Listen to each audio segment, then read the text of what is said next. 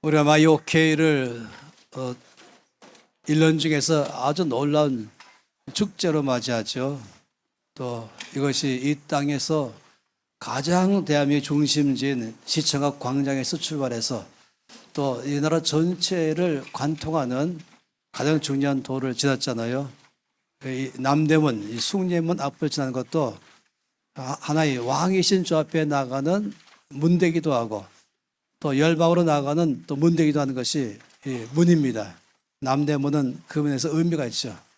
또 바로 이어서 서울역 같습니다.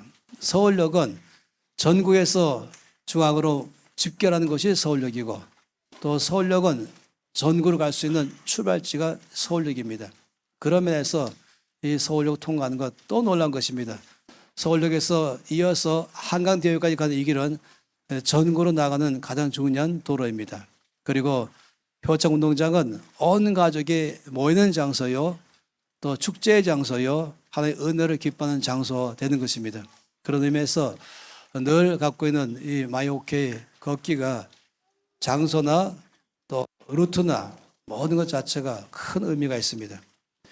그럴 때마다는 이 나라 안에서 교회들이 또 믿는 자나 또 믿지 않는 자나 이 사랑에 동참하면서 모이기도 하고 가면 갈수록 열방에서부터 함께 또 와서 또 이 축제에 참여하죠.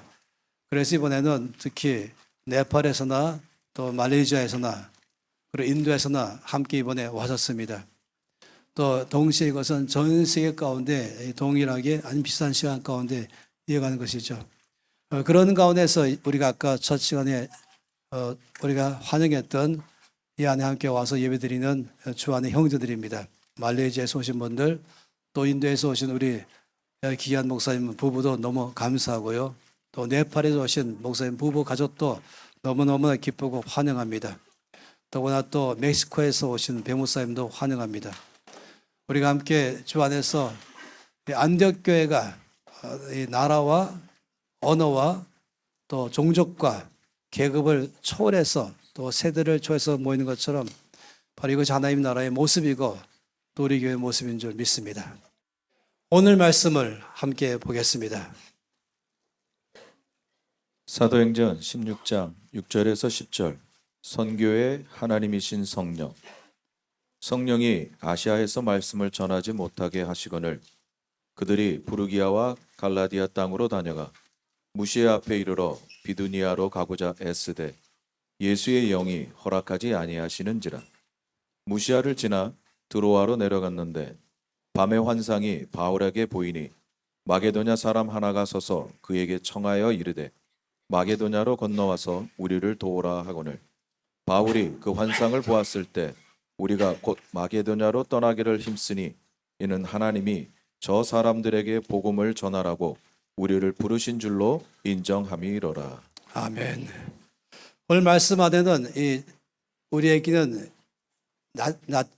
낯설은 그리고 전혀 들어보지 못한 그런 지명들이 쭉 나와 있습니다.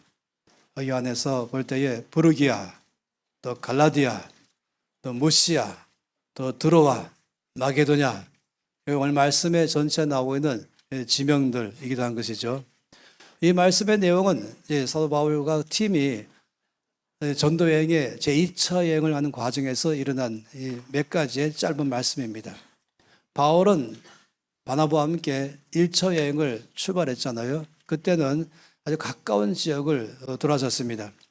그런데 1차 여행을 끝난 다음에 이 바울과 바나바가 듣게 된 소식은 아주 안타깝고 또 속상하고 또 한편으로는 아주 분한 마음이 드는 것이 있었습니다. 그것은 이 복음을 들은 그 지역 안에 이제 막 예수 믿게 됐던 이방인들 가운데에 어떤 유대인들 성경 교사들이 그 지역마다 방문하면서 완전한 구원은 믿는 것만이 아니라 믿은 다음에 행위가 따라와야 된다라고 말했어요.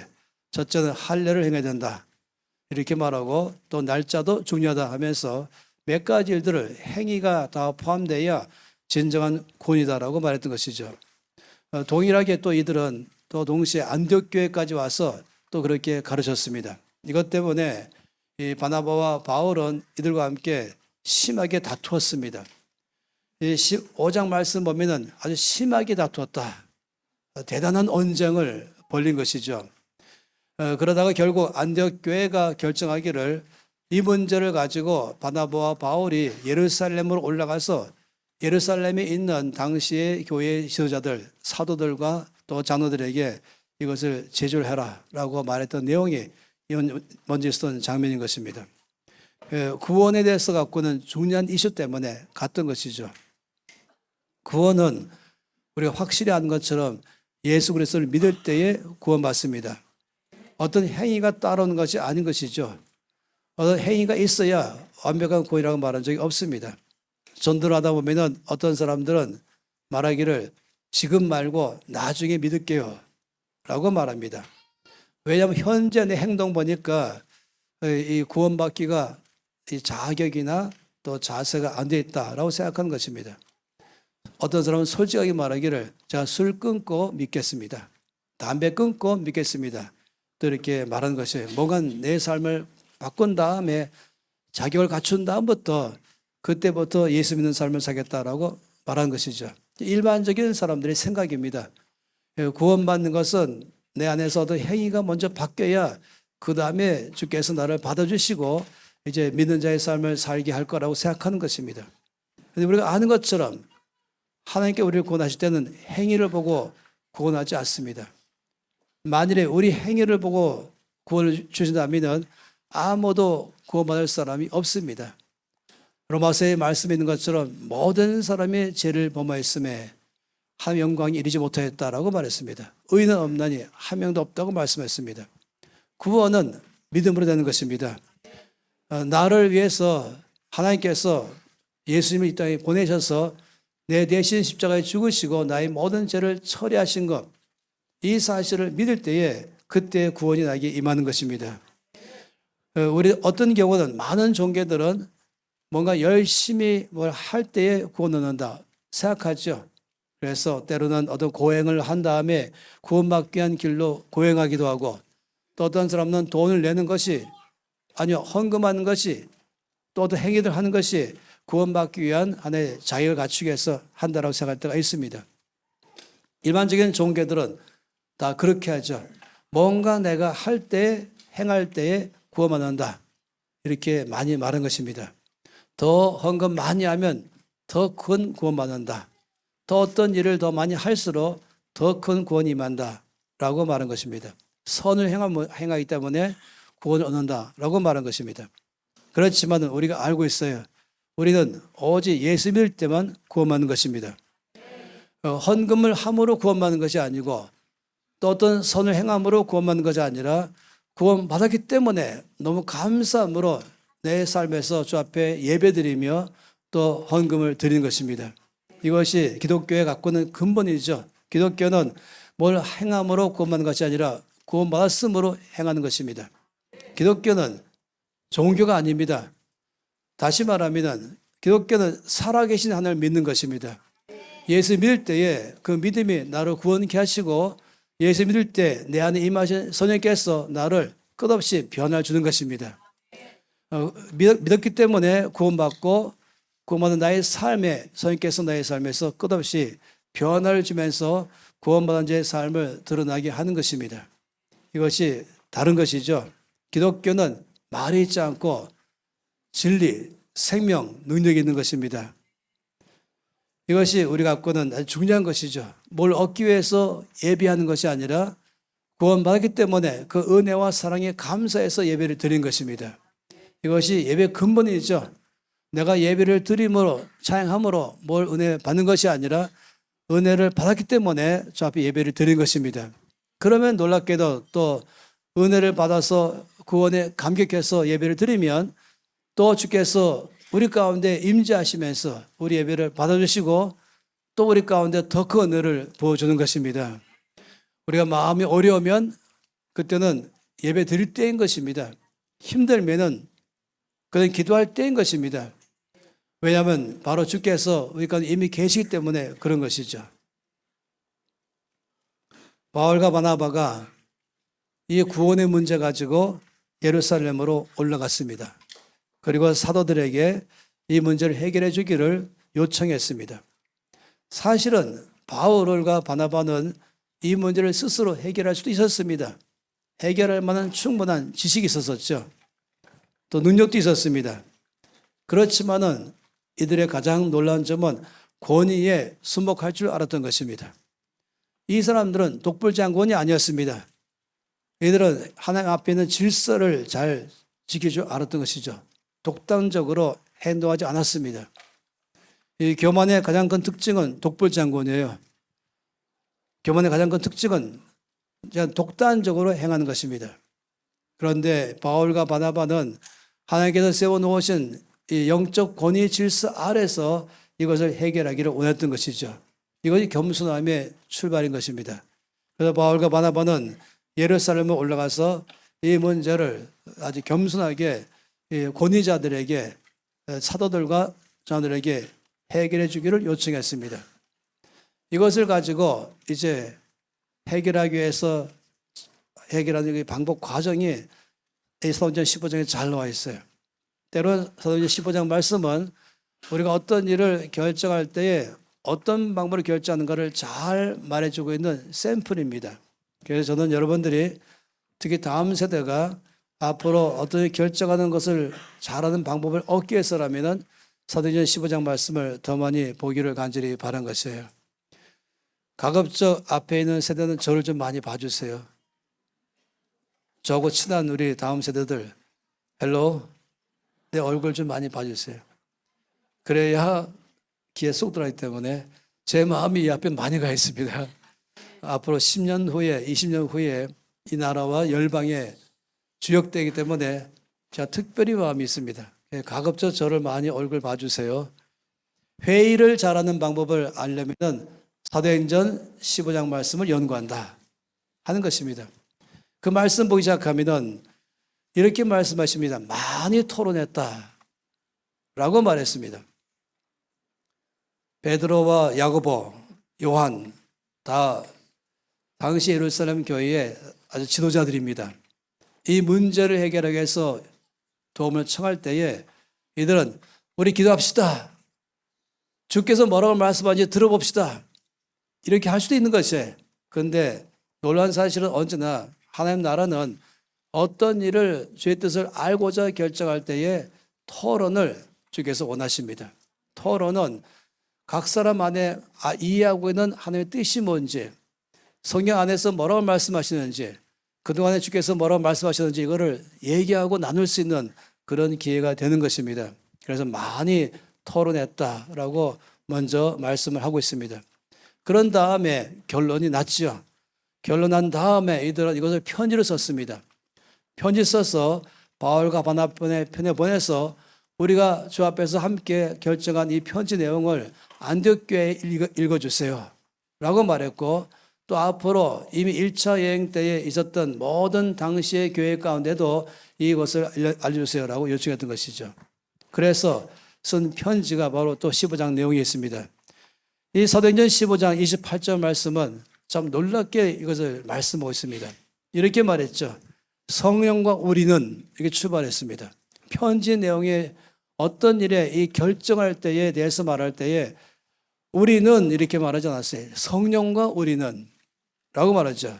성령과 우리는 이 요긴한 것들 외에는 아무것도 너희에게 지우지 아니하는 것을 옳은 줄 알았다. 여기가 주목할 만한 내용이 성령과 우리라고 말한 것입니다. 이보다 더 강력한 표현이 어디 있겠습니까? 우리는 이렇게 하자고 성령과 우리는 담대하게 말했던 것입니다. 다시 말하면 성령과 함께 결정했다는 것입니다. 우리가 결정한 것은 우리 나름대로 의견으로 결정한 것이 아니라 성령 하나님께서 우리의 인도하심을 따라서 주의 뜻대로 결정했다 이렇게 말한 것입니다.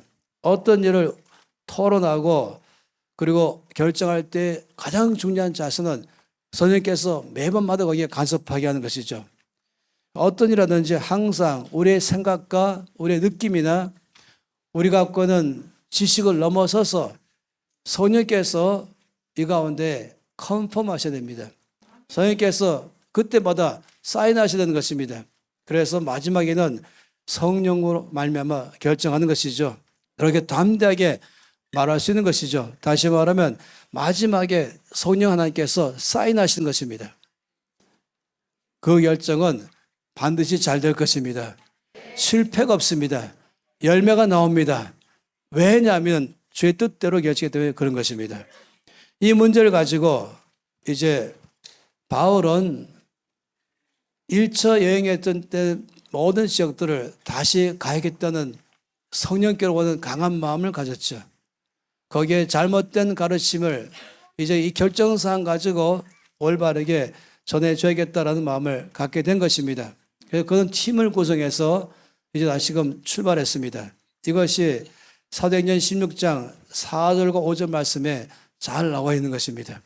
여러 성으로 다녀갈 때에 라고 말했어요. 그러니까 1차 여행 때에 있었던 모든 지역들을 일일이 다 방문한 것을 말하는 것이죠. 그럴 때에 예루살렘에 있는 사도와 장로들이 작성한 규례, 편지지요. 그들에게 주어 지키게 하니 이에 여러 교회가 믿음이 더 굳건해지고 수가 날마다 늘어났다 라고 말하고 있습니다. 그러면서 바울과 바울 팀은 1차 여행지를 재방문하면서 이들의 믿음을 더 견고케 하는 일을 했던 것입니다. 지금부터 2000년 전 사건이죠. 바울은 팀을 끌고 당시에 비포장도로 교통과 통신이 아주 열악한 그런 가운데서 길을 걸어갔습니다. 헨셈에는 모두 2, 3년마다 한 번씩은 이제 소아시아 단기 선교 여행을 갑니다. 대부분의 주 목적은 바울과 바울 팀이 사겠던 발자취를 따라가는 것이 거기 가장 중심이죠. 보통 한 40명 안팎으로 팀을 구성합니다. 그리고 한 12박 13일 정도를 가지고 하죠. 이 정도 인원을 가진 이유는 더 많은 사람이 지원해도 40명 내외라는 이유는 버스 한 대에 타고 그 장거리 여행하면서 다시 말씀을 묵상하고 바울과 바울 팀이 어떤 루트로 갔는지 그때 어떤 일이 일어났는지를 다시 묵상하기 위해서 그렇게 한 것이죠. 그래서 버스 안에서 말씀도 듣고 또 예배도 드리고 또 간증도 하고 그런 교제도 할 수 있는 아주 중요한 장소입니다. 인천에서 출발하면 터키 이스탄불에 저녁에 도착합니다. 그러면 공항 근처에서 호텔에서 간단히 1박하고 이튿날 아침 일찍에 다시 공항 가서 국내선으로 이제 하란에 가게 되죠. 그러니까 아브라함이 갈대우르에서 출발해서 가나안 땅에 가는 도중에 중간 경유지가 하란이었습니다. 또 5년간 살았죠. 200살이 넘었던 당시에 아브라함이 아버지가 너무 연로해서 끝까지 갈 수 없었습니다. 그래서 하란이라는 중간 지역에서 얼마 동안 머물고 거기서 이제 이 아버지가 205세로 돌아가셨죠. 장사가 지내자마자 바로 이들은 다시 가나안 땅으로 간 것입니다. 그래서 우리는 제일 먼저 출발점을 아브라함으로 출발하기 위해서 하란에 도착합니다. 그러면 아주 좋은 대형 버스를 타고 그때부터 이제 우리는 바울의 발자취를 따라가죠. 제일 먼저 어디 가겠습니까? 안디옥으로 먼저 갑니다.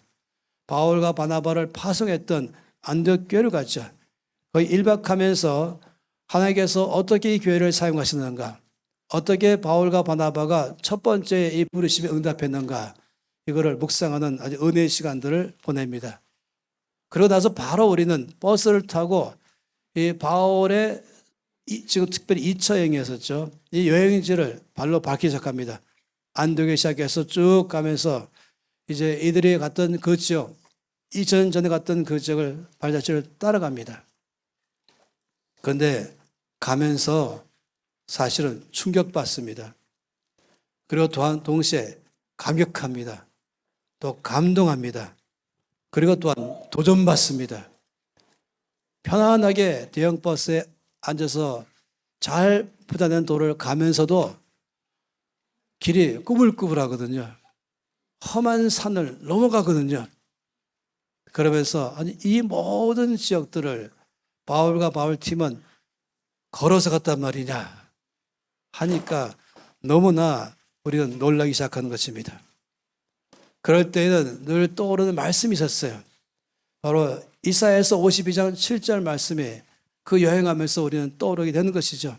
좋은 소식을 전하며 평화를 공포하며 복된 좋은 소식을 가져오며 구원을 공표하며 시온을 향하여 이르기를 내 하나님이 통치하신다 라고 하는 자들의 산을 넘는 발이 어찌 그리 아름다운가.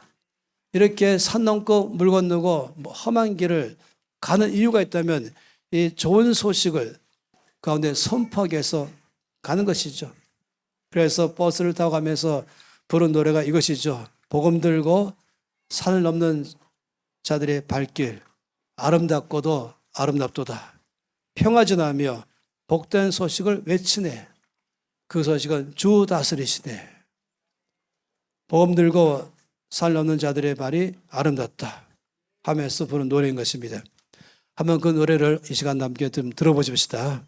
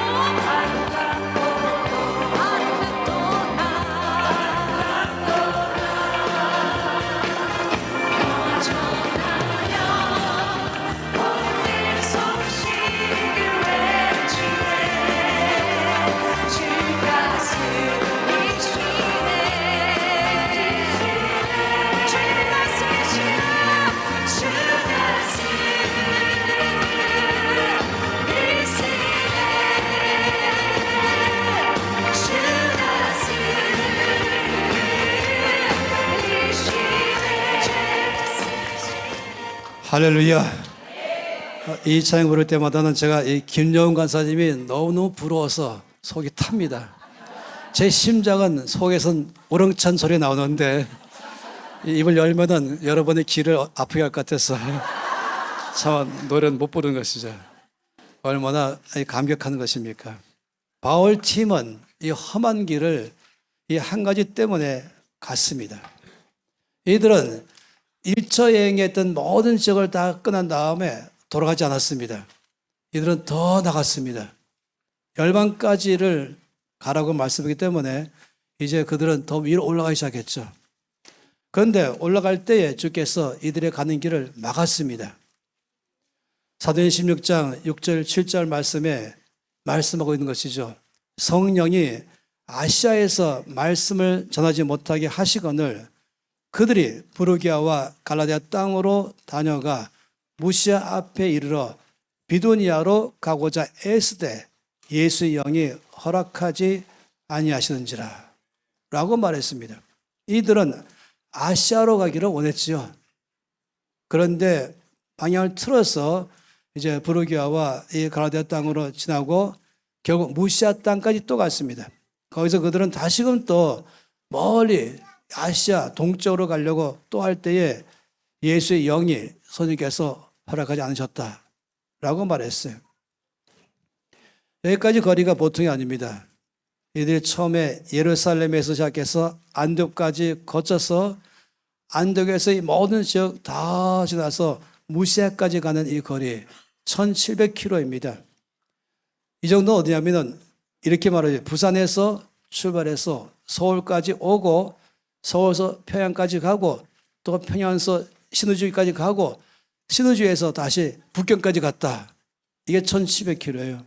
부산, 서울, 평양, 신의주 그리고 북경까지 이 정도의 거리가 바로 바울팀이 걸어갔던 것입니다.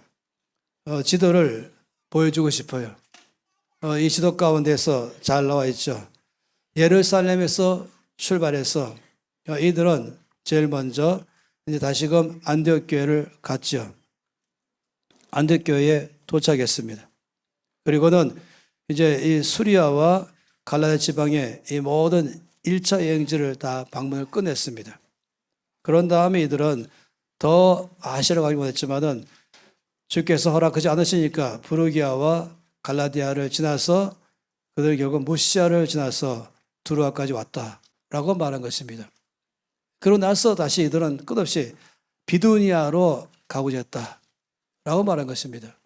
동쪽으로 가서 더 많이 아시아로 쭉 가기를 이들은 바랬다라고 말한 것입니다. 그런데 주께서 막으신 것이죠.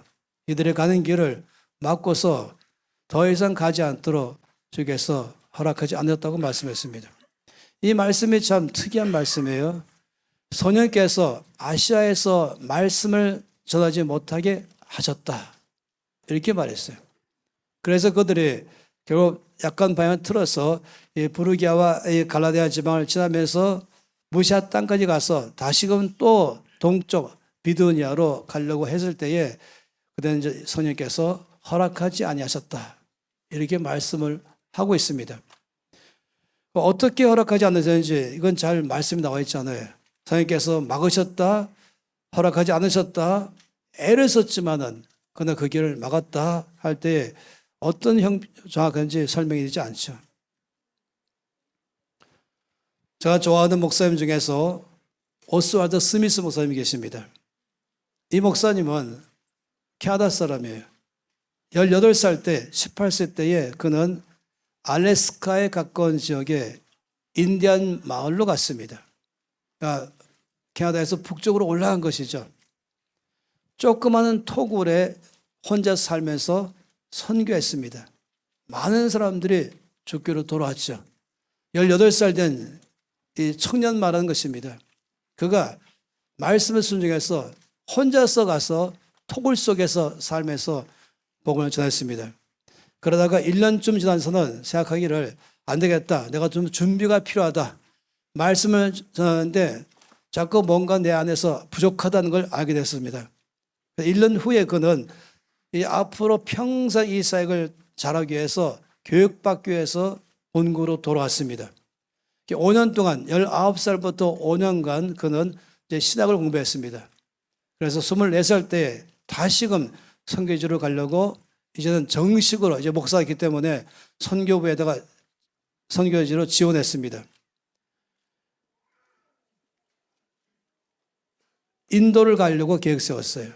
왜 더 멀리 가고자. 그런데 소속된 선교부에서 거절당했습니다. 그 바람에 그는 다시금 거절받은 바람에 이제 캐나다 안에서 또 사역했죠. 사역을 하다가 그는 다시 또 구소련 지역으로 갔습니다. 거기서 복음을 전파했죠. 많은 영혼들이 주교로 돌아왔죠. 그런데 어느 날 설교하다가 졸도해버렸습니다. 더 이상 선교하지 못하고 다시 본국으로 돌아왔죠. 그 다음에 또다시 또 선교지로 또 갔습니다. 또 병 걸렸습니다. 할 수 없이 돌아왔죠. 또 시간 지나서 또 갔습니다. 또 병 걸려서 또 돌아왔습니다. 이렇게 3번을 반복적으로 할 때마다 그는 계속해서 병 걸리고 어쩔 수 없이 돌아왔죠. 결국 그는 39살 때 알았습니다. 성령께서 나에게는 직접 선교지로 가는 것이 아니라 파송하는 그런 사역하는 것이구나. 가는 게 아니라 보내는 사역이구나 해서 그는 39살 때에, 다시 말하면 18살 때 시작해서 21년 지난 다음에 그는 39살 때에는 캐나다 토론토에 교회를 개척했습니다. 그리고 보내는 선교사로서의 교회에서 열심히 살겠죠. 그게 처음에는 바로 시작하자마자 5명의 선교사를 파송했습니다. 그리고 5명에서 10명 됐습니다. 10명이 수명 됐습니다. 수명이 40명 되고 40명이 100명 되고 100명이 200명 되고 200명이 350명이 되었습니다. 그가 쓴 말이 있습니다. 아주 감격적인 그런 글을 썼습니다. 이렇게 이 오스왈드 스미스 목사님은 말했죠. 나는 만족하지 않습니다. 나는 계속해서 기도하고 있습니다. 주님, 내가 계속 살아있도록 허락하십시오. 이것이 만약 주의 뜻이라면 우리 교회가 400명의 선교사를 파송할 때까지 나로 살아있게 해 주십시오. 라고 기도했습니다. 나는 그 숫자가 우리 교회가 마땅히 파송해야 될 선교사의 숫자라고 알고 있습니다. 나는 이 일이 다 이룰 때까지 결코 만족하지 못했습니다. 이것이 내가 바로 살아있는 이유입니다. 나의 사명은 다른 사람들을 가장 어려운 선교지로 보내는 것입니다. 이것이 그가 했던 것입니다. 동시에 그는 이 오스원 스미스 목사님은 단기 선교팀을 꾸려서 수시로 또 선교지를 갔습니다. 그렇지만은 그에게 명확하게 주께서 막으셨죠. 그 선교지 가서 사역을 막으셨죠. 그리고는 돌아와서 보내는 선교사로서의 교회를 개척하고 이 교회가 아주 유명한 교회 됐습니다. 400명을 파송하고 이때가 지금부터 시작한다면 거의 100년 전 사건입니다. 재정을 투자하면서 그리고 이분은 교회에서 어떻게 헌금하고 어떻게 보냈는지를 자세하게 다 기록한 것을 지금도 기록으로 남아 있습니다.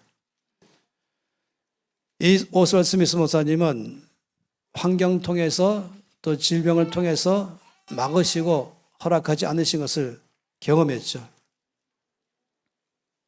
이 바울 팀이 주께서 막으셨다, 허락하지 않으셨다, 이걸 통해서 가는 길을 선생님께서 이끌어가는 것입니다. 어떤 사람들은 여권 발급조차 되지 않아서 못 나가는 사람도 있었습니다. 나가고 싶었는데 여권 자체가 발급이 안 되는 것이에요. 마음이 상했죠. 속이 상했죠. 저 앞에 원망도 하면서 난 헌신된 사람으로서 주의 뜻을 위해서 해외로 나오고자 하는데 왜 여권 자체가 발급 안 됩니까? 물론 요즘은 다 되고 있죠. 88년 올림픽 이전까지는 여권 받기가 하늘의 별 따기 하셨습니다.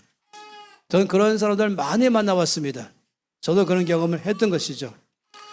어떤 사람은 여권이 나왔지만은 그 다음에는 비자 발급이 안 돼서 못 나간 사람도 많이 있었습니다. 저는 수많은 사람들을 내보낼 때에 이 사람은 반드시 분명히 그리고 저의 뜻 가운데 해외로 나갈 사람이고 그래서 비자를 신청했는데 거절당한 것이에요. 못 나가는 것이죠. 근데 어떤 사람은 안 나가도 될 사람 보였는데 발급이 돼서 나가는 것입니다. 이걸 보면서 배운 것이었어요. 결국 몇 년 지나간 다음에 다 알게 됐습니다. 당시에는 이해가 안 됐죠. 사명도 있고 확신도 있는데 비자 발급이 안 돼서 못 나가고 어느 사람은 사명도 없고 확신 없는데 또 발급돼서 나가고 보니까 나갈 사람은 나가게 하시고 머물 사람 머물게 하시면서 주께서 다 조절하기 시작하는 것입니다. 건강 때문에 환경적으로 관계 때문에 마치 아브라함처럼 도중에 머무는 것처럼 주께서 여시고 또 막으시고 하면서 우리를 주의 뜻 가운데로 이끌어 가는 것입니다. 제가 이 말씀을 준비하면서 제 삶의 여정을 다 살펴봤어요. 물론 도표로 또 기록되어 봤는데 별 도움 안 될 것 같아서 제가 간단히 볼 것이에요. 이게 바로 저의 삶의 도표입니다. 중3 때부터 시작해서 현재까지 오른쪽은 가고 싶은 거였어요. 계속 가고 싶은 것, 하고 싶은 것. 그때마다 틀고 틀어서 저를 삶을 이끌어간 것이에요. 이건 뭐 별표 없으니까 넘어가시고.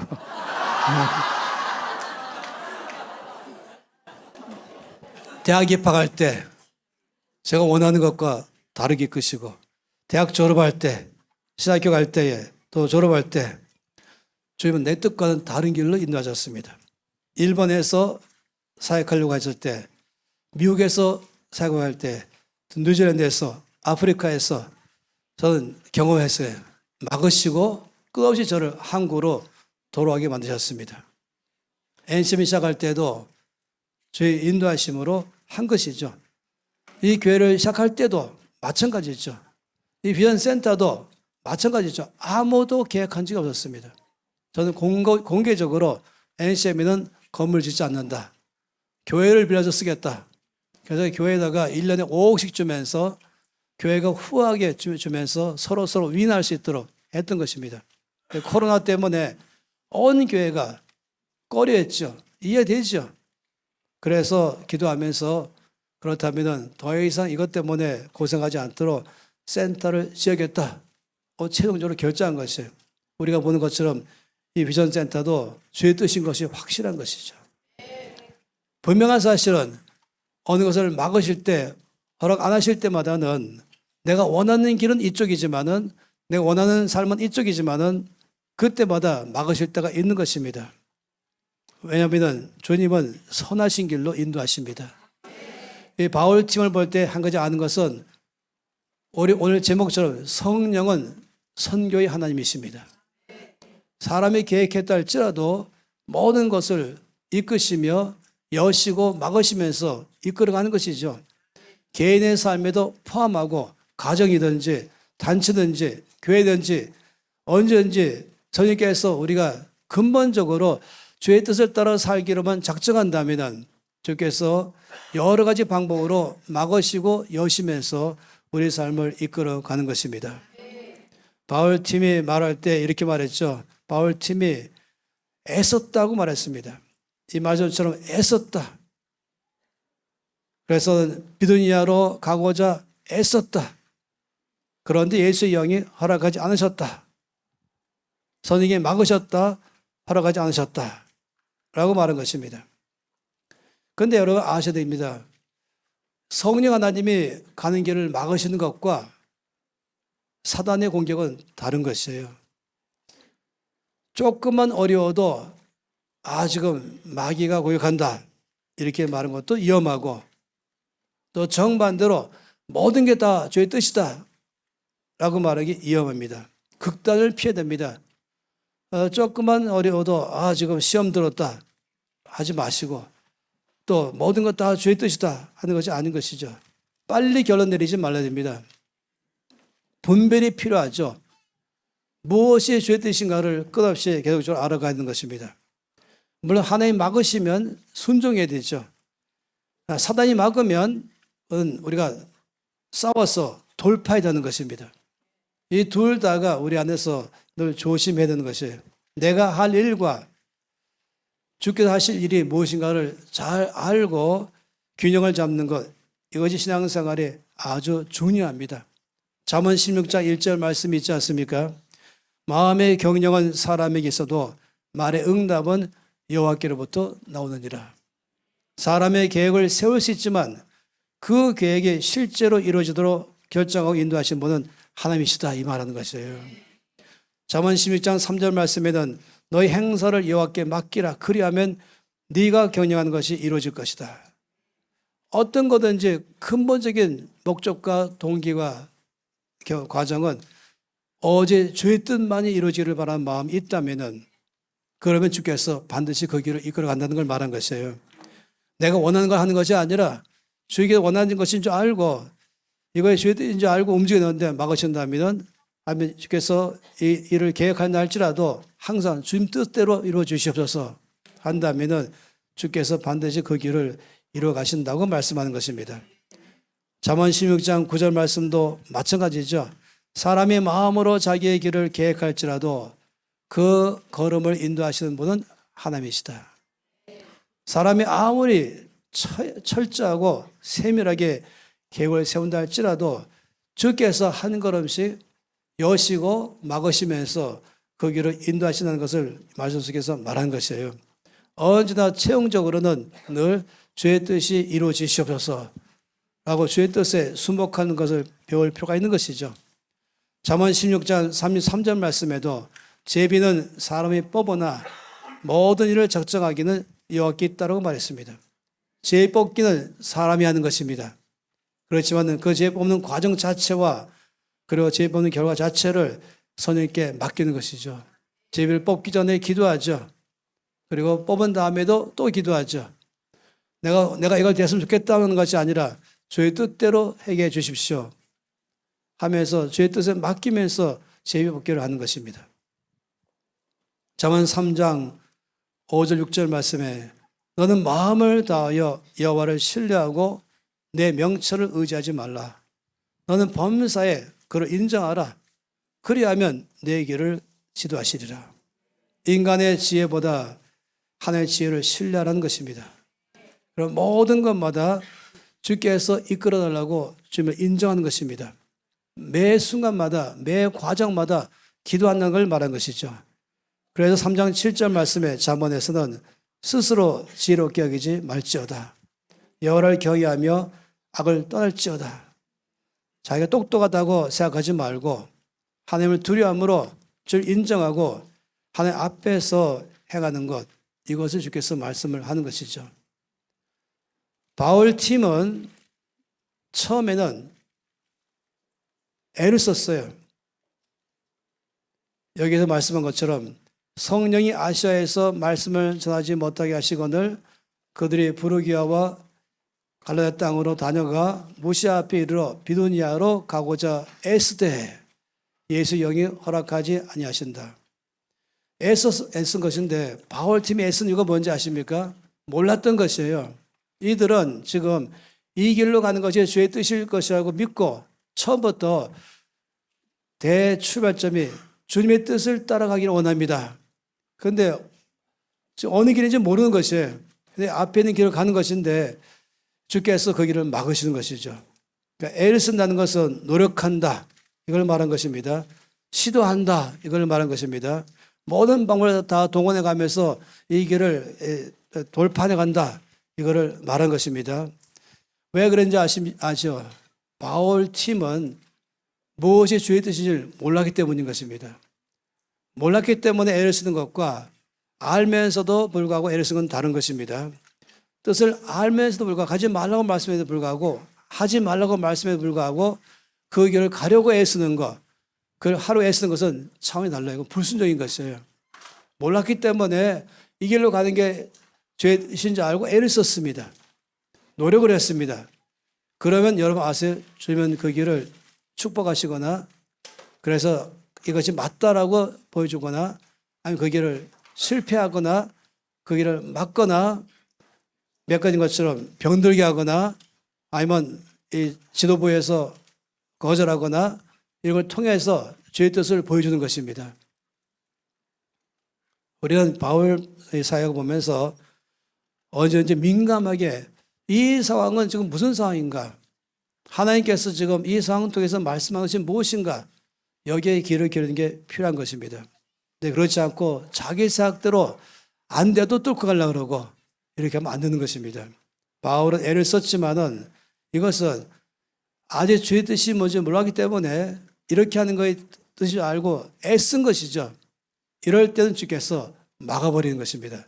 막으시면서 이것이 나의 뜻이 아니다 라고 명확하게 보여준 것이죠. 그럴 때는 순종하는 것입니다. 이 사도행전 16장 9절 말씀에 이렇게 애를 쓸 때 주께서 막으시면서 드디어 명확하게 말씀했어요. 밤중에 환상이 바울에게 보였습니다. 마게도냐 사람 한 명이 서서 그에게 청하여 말하기를 마게도냐로 건너와서 우리를 도우라. 건너와서 우리를 도우라. 이 지도를 말한다면 마게도냐는 이쪽 지역이 마게도냐입니다. 이 전체가. 그러니까 유럽으로 들어가는 첫 출발이죠.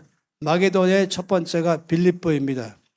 이 마게도냐를 지나면 이제 아가야가 있죠. 지금의 그리스입니다. 이 발칸 반도의 마게도냐에서 그리스까지 갈수록 유럽으로 갈 수 있는 길목입니다. 주님께서는 지금 명확하게 환상을 통해서 주의 뜻을 보여줬습니다. 주의 뜻은 동쪽으로 가는 것이 아니라 서쪽으로 가라고 말씀하셨어요. 이건 대단한 변화인 것이죠. 그래서 이들은 드디어 방을 바꾼 것입니다. 이것이 바울 선교팀에 대한 과정을 도표로 만들어 봤어요. 안독에 출발해서 아시아로 가고자 할 때에 막았죠. 그들은 아시아로 갈 수 있는 다음 길로 부르기아와 갈라디아를 지나서 두 번째에 있는 무시아 땅에 도착했죠. 다시 또 이제 비두니아에서 아시아로 가려 또 했었지만 주께서 그때 환상을 통해서 확실하게 말씀한 것이 바로 세 번째 과정이었습니다. 무시아에서 드로아를 지나서 드로아 땅에 도착하니까 환상 중에서 보였어서 이제 이들은 이제부터는 더 이상 가려고 하지 않았습니다. 이제는 주의 뜻대로 유럽으로 그들은 길을 갔던 것을 말하고 있는 것이죠. 주께서 여러 상황을 통해서 말씀하시고 또 환경 통해서 말씀하시고 동시에 주께서는 환상을 통해서나 꿈을 통해서나 아니 말씀을 통해서나 주께서 말씀을 하신 것입니다. 성령님은 선교의 하나님이십니다. 성령님은 우리 인생의 전체 길을 이끄시는 분이십니다. 그리고 우리 삶의 계획을 세우시고 그 계획을 따라서 우리를 이끌어가는 분이시죠. 단지 전제 조건은 순종하는 마음이 필요한 것입니다.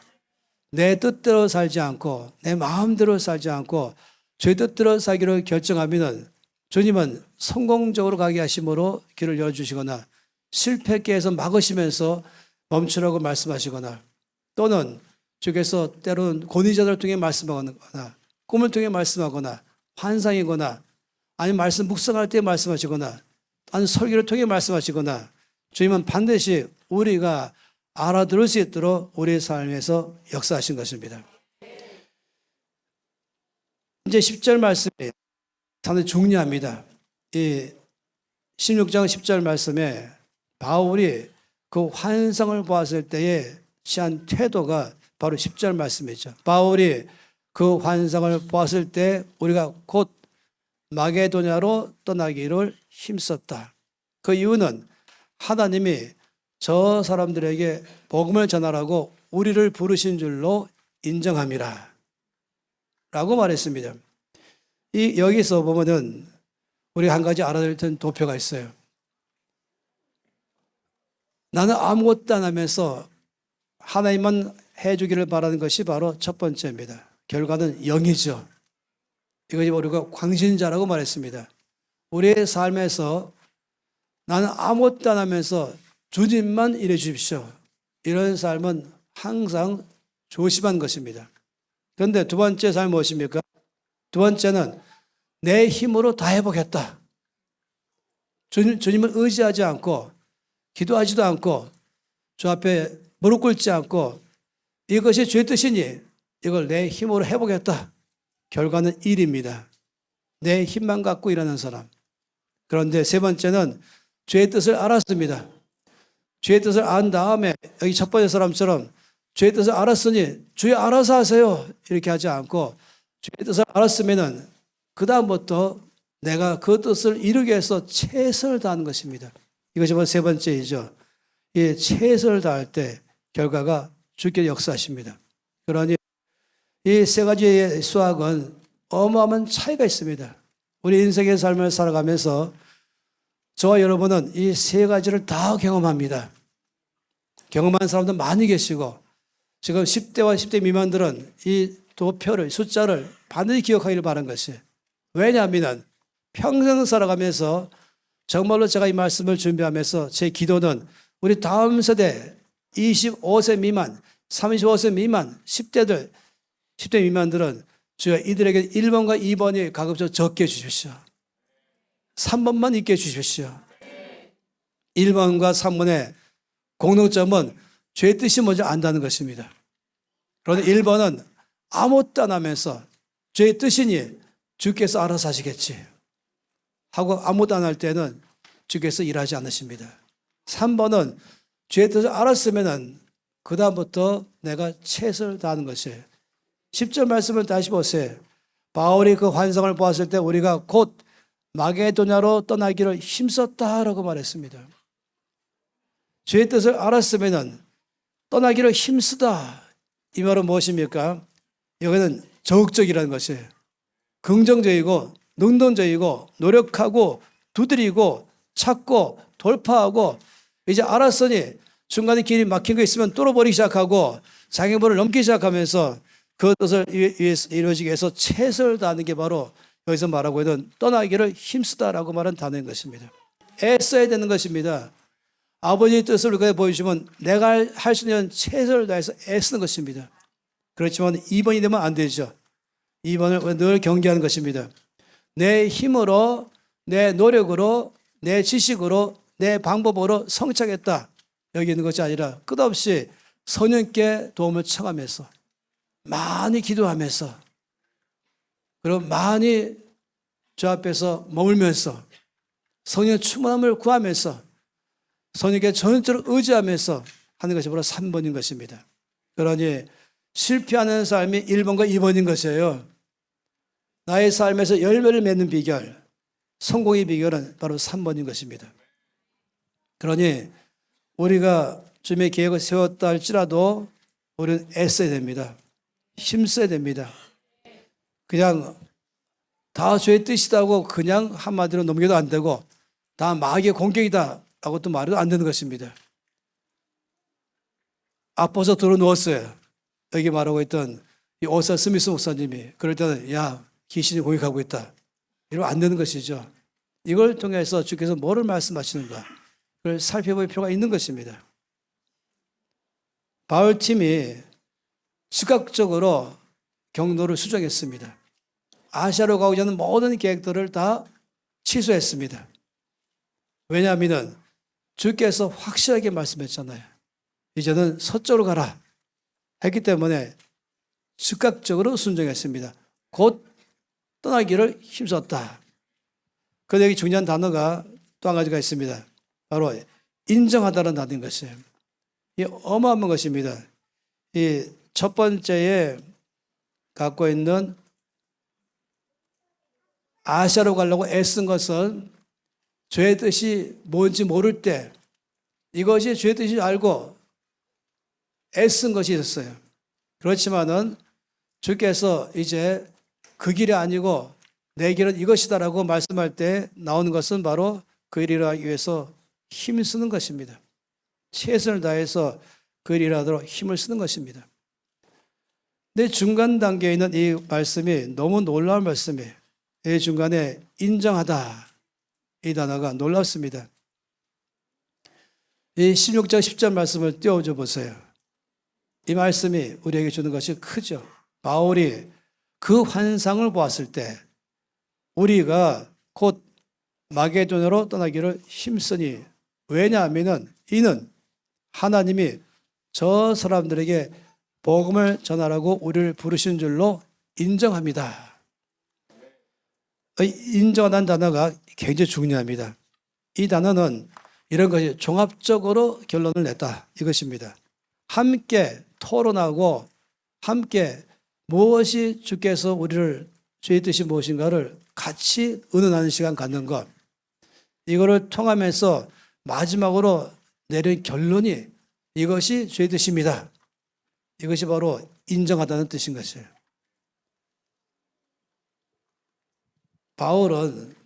바울팀은 늘 신중했습니다. 우리 N시간에서 가장 크게 지금 국민적으로 전 세계로 펼친 운동이 뭔지 아시죠? 플로잉입니다.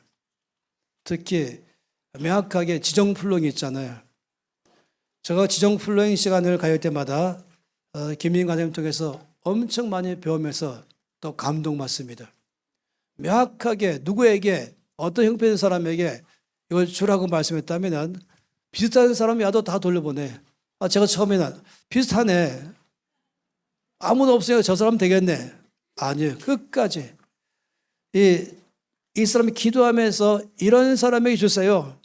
이런 형편의 사람이 주세요 했다면 100% 맞을 때 주는 것이에요. 끝까지 기다리고 또 기다리면 드디어 아주 감동적인 사건이 나오잖아요.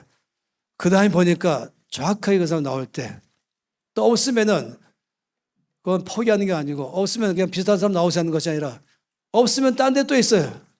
해서 일본 가서 대히터 치기도 하고 호주 가서 대히터 치기 시작하면서 하나님께서 역사하신 그대로 가는 것입니다. 이것이 바로 인정하다인 것이에요.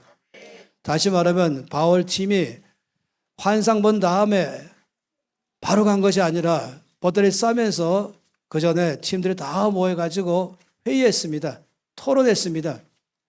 우리가 안독에서 출발해서 여기까지 이 1700km를 오는 동안에 이런 모든 여정들을 다 조사해 가면서 저희께서 왜 막으셨는가? 왜 주께서 허락하지 않으셨는가? 어떤 경우였는가? 다 살피면서 그러니 우리가 이제 종합적 결론 내린 것은 주의 뜻은 분명하게 이 마게도냐 환상이 확실하다 라고 최종적으로 결론 내리고 그 다음에 가서 이제 곧 떠났다 이렇게 말하는 것이에요. 그러니 이 말씀 가운데 순서를 본다면 애쓰고 인정하고 힘썼다 이것이 나오는 게 맞은 것이에요. 이 10절 말씀에서 마게도냐로 떠나기를 곧 하면서 힘썼다 말씀한 것은 왜냐하면 인정했기 때문이라고 말하는 것인데 인정 먼저 한 다음에 힘쓴 것입니다. 다시 말하면은 다시 또 말하지만은 회의하는 것, 토의하는 것 이 자체가 너무너무 중요합니다. 물론 어떤 토의는 안 되겠죠. 죄 뜻은 관심도 없어요. 하나님의 뜻은 관심도 없어요. 내가 원하는 사람, 내가 원하는 일, 내가 원하는 때만 고집하는 사람이 있어요. 죄의 뜻은 관심도 없어요. 처음에 회의할 때 기도로 시작했지만 기도는 그냥 형식인 것이고 이 마음에서 결정 내렸어요. 난 이걸 할 거야. 나 이렇게 하고 싶어. 내가 원하는 사람, 내가 원하는 일, 내가 원하는 시간에 이거 꽉 잡고 있는 사람이 있어요. 이런 사람이 있으면 회의 안 됩니다. 그런 회의는 어려움을 줍니다. 모두가 다 주님 내 생각 내려놓겠습니다. 내 뜻 내려놓겠습니다. 오직 주의 뜻만 따라가겠습니다. 그러면서 계속적으로 그것을 위해서 또 얘기하고 나눈 동안에 우리가 귀를 기울여 듣는 것이죠. 주께서 저 형제 통해서 저 자매 통해서 이 사건 통해서 이 황년 통해서 지금 주께서 뭐라고 말씀하시는가 이런 귀를 기울이는 것 이것이 바로 성숙한 회의 방법입니다. 이것이 올바른 주의 뜻을 알아가는 방법인 것입니다. 그래서 사람들이 말할 때에 얼굴을 바라보고 눈을 바라보고 그 말을 들으면서 동시에 또 한쪽 귀는 하나님께 귀를 여는 것이에요. 연습이 필요한 것이에요. 저는 오랫동안 연습했습니다. 저는 회의를 엄청 많이 합니다. 근데 회의할 때 그 사람이 뭐라고 말할 때에 귀를 기울여 듣는 것이에요. 동시에 한쪽 귀는 성령님, 지금 저 형제 통해 말씀하는 것이 주님의 뜻입니까? 성령님, 저 형제 통해서 뭘 말씀을 원하십니까? 이런 다음에는 주께서 그런 마음 있는 사람에게 반드시 보여주시는 것입니다. 그래서 우리가 대화할 때마다 눈을 보는 것, 말씀 들을 때 얼굴 쳐다보는 것, 이런 일들은 주께서 말씀하신 것에 대한 올바른 자세라고 말한 것이에요. 그래서 다음 세대들에게 늘 여러분이 대화할 때도 얼굴 보면서 대화하겠죠. 눈 보면서 말입니다. 당연히 설교할 때도 마찬가지인 것이에요. 끝없이 설교자를 바라보면서 그를 통한 주의 음성에 귀를 기울이면서 주께서 뭐라고 말씀하는지 가능 아니겠습니까? 묵상에 중요한 것 있잖아요. 여러분 묵상 가이드가 뭐겠습니까? 말씀을 읽으면서 어떻게 합니까? 기도하는 것이죠. 성령님, 이 기록된 말씀을 통하여 저에게 말씀하여 주시옵소서. 이것은 똑같은 것이에요. 성령님, 저 사람의 말을 통하여 저에게 말씀해 주시옵소서. 주의 뜻인지 아닌지 여러분 말씀해 달라고 요청하시면 반드시 분별력을 주십니다. 반드시 이해력을 주십니다. 이런 시간들을 통과하면서 드디어 지도자가 되는 것이에요. 그리고 올바른 판단력과 통찰력과 이해력을 가지면서 결정을 올바르게 한다면 그런 지도자가 있다면 반드시 사역은 확정됩니다. 자기 생각에 꽉 차 있고 자기 지식으로 결론 내리지 말고 언제나 주께 길을 여는 삶을 사는 것 중요한 것입니다. 우리 오늘 이 말씀 가운데 짧은 이 몇 구절이지만 이 속에서는 한 가지는 1700km를 이동하는 경로를 말하고 있었다. 두 번째는 나의 생각과 나의 뜻과 주의 뜻이 분별하는 것도 말씀하시고 팀으로 사역하는 것도 말씀하시고 끝없이 주의 뜻을 따라서 최선을 다하면서 두드리고 노력하고 애쓰면서 만들어내는 과정도 너무 중요한 것을 우리 가운데 말씀을 하고 있는 것입니다. 날마다 말씀 묵상할 때마다 연습하십시오. 기도 가운데서 주께 연습하십시오. 그리고 성령 충만함을 늘 구하는 것입니다. 그러면서 주님보다 앞서가지 마시고 늘 말씀보다 앞서가지 마시고 기도보다 앞서지 말아야 하는 것입니다. 그런 삶을 통해서 주님은 반드시 놀랍게 이룰 줄 믿습니다. 개인의 삶에서 열매를 많이 맺는 비결, 가정으로서 단체로서 교회로서 하나님 뜻을 이루는 비결이 바로 이 짧은 말씀 가운데 있는 것입니다. 애를 쓰는 것, 인정하는 것, 그리고 힘쓰는 것. 다 손 높이 들기도 하겠습니다. 성령님, 저를 훈련시켜 주시옵소서. 애쓰는 것, 인정하는 것, 힘쓰는 것, 저의 삶을 훈련시켜 주시옵소서. 손 높이 듭시다. 선생님께 요청하면 반드시 들으시고 이끌어줄 줄 믿습니다. 우리 모두를 열매 맺는 삶으로 이끌 줄 믿습니다. 다 함께 입을 넓게 열고 통성으로 서인님 제가 주의 뜻을 따라 애쓰겠습니다. 힘쓰겠습니다. 인정하는 삶을 사겠습니다. 저를 통하여 아버지의 뜻을 이루어 주시옵소서. 저의 삶을 인도해 주십시오. 주의 뜻을 따라서 주의 뜻이면 문을 열어주시고 주의 뜻이 아니면 문을 닫으셔서 저의 삶을 이끌어 주시옵소서. 자, 수목하는 삶을 사겠습니다. 다 함께 통성으로 기도하시겠습니다. 주여